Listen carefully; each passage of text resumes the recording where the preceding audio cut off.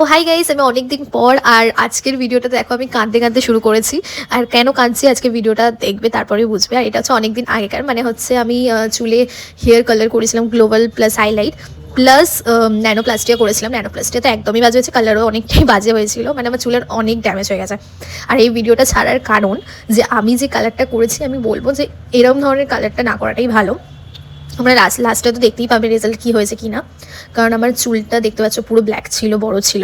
আর এখন প্রচুর চুল ওঠে, বলবো না যে মানে চুল আমার কমে গেছে, আমার চুল ঠিকঠাকই আছে, কিন্তু প্রচুর চুল ওঠে, মেনটেন করাটা খুব চাপের হয়ে যায়।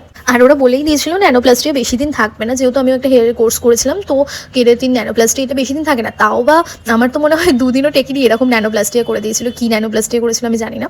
দুদিন না, মানে আমার পুজো হয়তো এক সপ্তাহ টিকেছে, দুদিন বলাটা ভুল হবে, ওই পুজোর এক সপ্তাহ টিকেছে, তারপর শ্যাম্পু করে নিয়েছি, ব্যাস ন্যানোপ্লাস্টিয়া উড়ে গেছে, মানে এমনি টাইপের, মানে কেউ বুঝতে পারছে না যে আমার চুলে ন্যানোপ্লাস্টিয়া হয়েছে।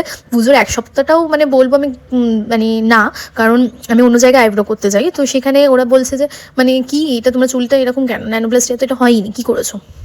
তো যাই হোক, তো আমি আইব্রো এখান থেকে করি না, মানে যেখান থেকে আমি আইব্রো করি না, তো যেখানে আমি পার্লারে করতে যাই সেখানে। আর এটা হচ্ছে সিরামে করেছিলাম, আমার এটা বান্ধবী বলেছিল কর কর, এবার ওর কাছে ওইখানে করেছিলাম।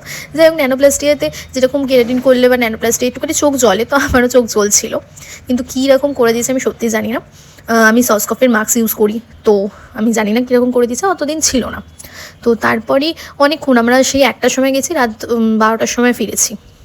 তো দেখো রেজাল্টটা দেখতে হয়তো তোমাদের ভালো লাগবে, কিন্তু মানে এরকম কালারটা ব্লিচ বেশি দিয়ে দিয়েছিল।